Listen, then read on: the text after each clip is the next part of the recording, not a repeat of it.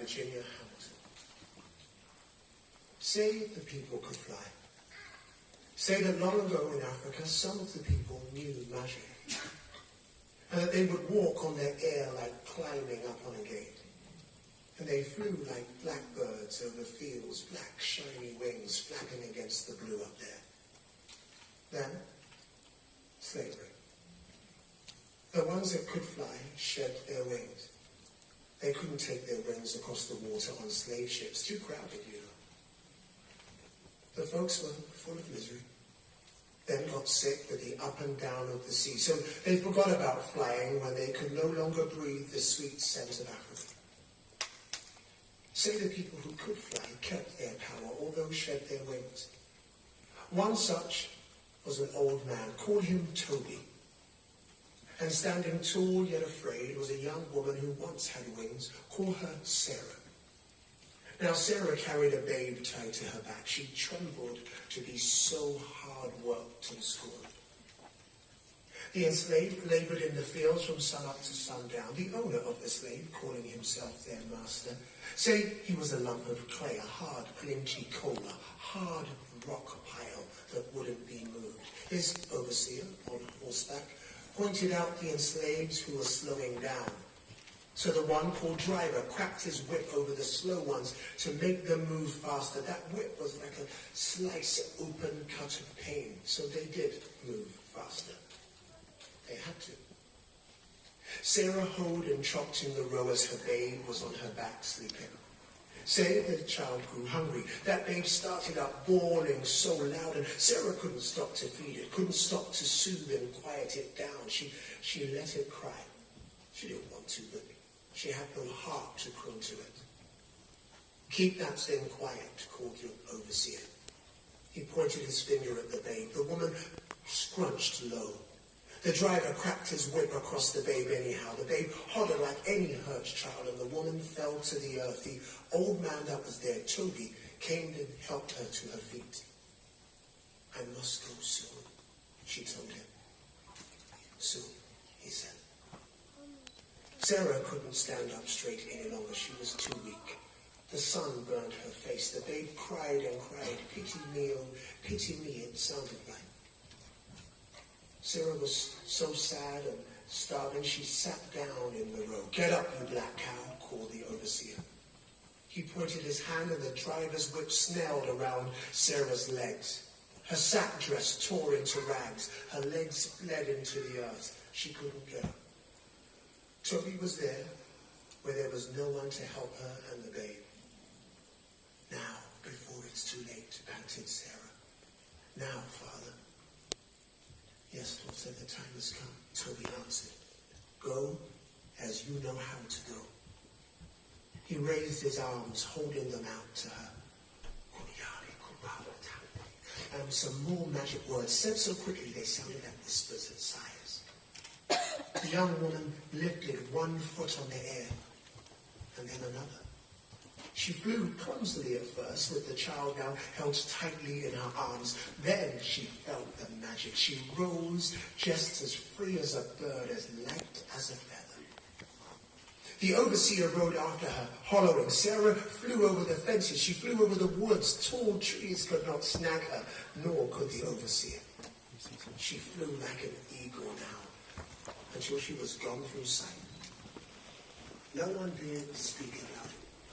Couldn't believe it. But it was. Because they that was there saw that it was.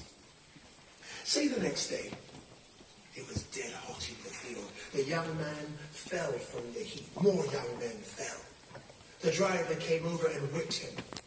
Toby came over and spoke the words to the fallen one, the words of ancient Africa, once heard and never remembered completely. The young man forgot them as soon as he had heard them. They went way deep inside. He got up and he rolled over on the air. He rode a while and then he flew away. Another and another fell from the heat, and Toby was there. He cried out to the fallen and reached out his arms to them. Kokunya yali, kokunya tabi, whispers and sighed. And they too rose on the air. They rose on the hot breeze. The ones flying were black and shiny sticks wheeling above the heads of the overseer. They crossed the roads, the fields, the fences, the streams, and they were away. "Seize the old man," cried the overseer. I heard him say the magic word, "Seize him." The one calling himself master came running. The driver got his whip ready to curl around old Toby and tie him up. The slave owner took his hip gun from its place. He meant to kill old black Toby. But Toby just laughed. He threw back his head and he said, "Don't you know who I am? Don't you know who some of us in this field are? We are the ones who can fly." And he sighed the ancient words that were a dark promise. He said them to all around in the field, all who were under the whip. "Bubayali, Bubatambi." And there was a great outcrying. Bent back, straightened up. Old and young, who were called slaves and could fly, joined hands. Say they would do a ring song, but they didn't shuffle in a circle. They didn't sing. They rose on the air. They flew in a flock that was black against the heavenly blue. Black crows or black shadows, it didn't matter. They went so high, way above the plantation, way above the slavery land. Say they flew away to freedom. The old man, Toby, flew behind them, taking care of them. He wasn't crying. He wasn't laughing. He was simply the seer. The enslaved who could not fly told about the people who could fly to their children. And when they were free, when they sat close before a fire in the free land, they told it. They did so love firelight and freedom and telling. They say that the children of those ones who could not fly told their children.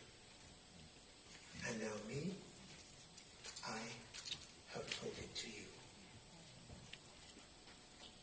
I was told a version of that story by my mother at 6 years old. My then best friend was called John, and we were having fights that 6-year-olds have, like my father's stronger than yours. And he said, "Shut up, you were once my slave." I didn't understand, so I ran home and I said to my mom, "Mom, what is this slavery?" And she said, "Son, we were once angels in Africa, and we flew to the Caribbean. And there we saw the locals were eating salt, and we began to eat salt. And when it was time to fly, we were too heavy to fly home." I never asked her about slavery again, certainly not as a child. I think that put me off until I was a grown man and I came across this story, the African American tale of when we could fly. I'm so pleased to be asked to be here today to remember our ancestors and their rebellion and their strength and to commend them. It's now my great pleasure to introduce Sadiq Khan, Mayor of London.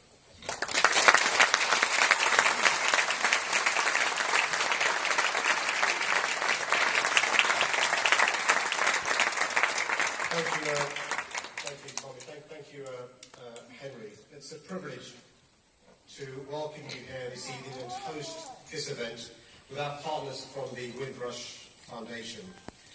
This is an important event, and it took a great deal of work to organise. So let's show our appreciation to the Windrush Foundation, to Arthur and to his team for tonight, all the great work that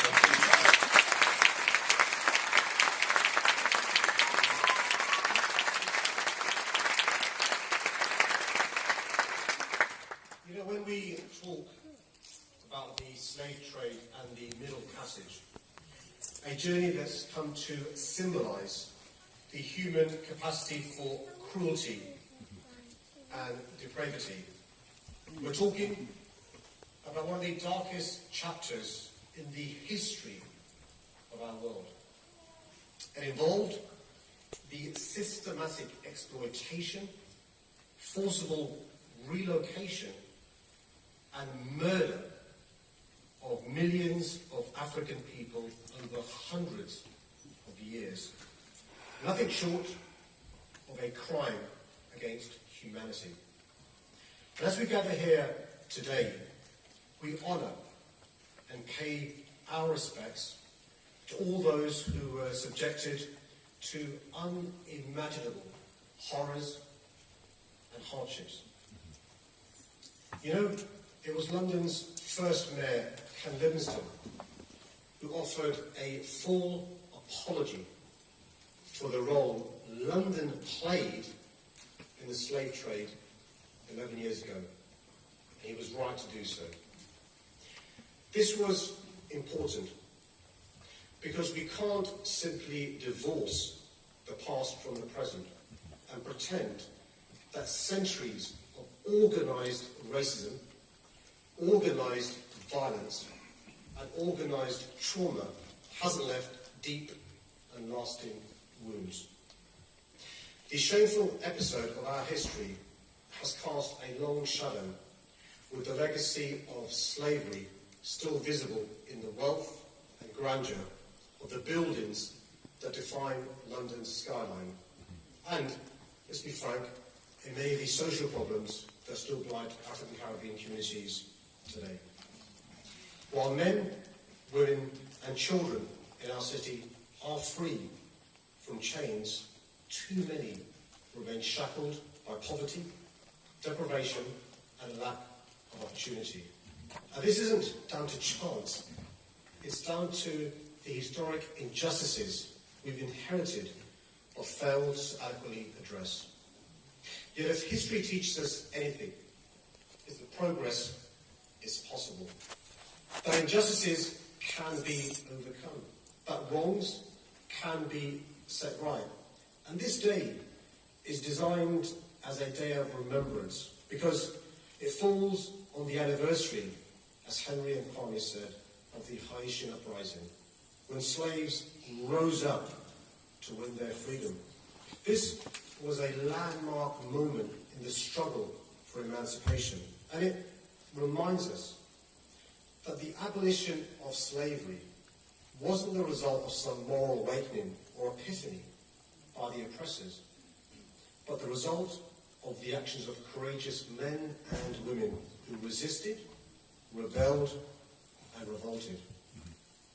Their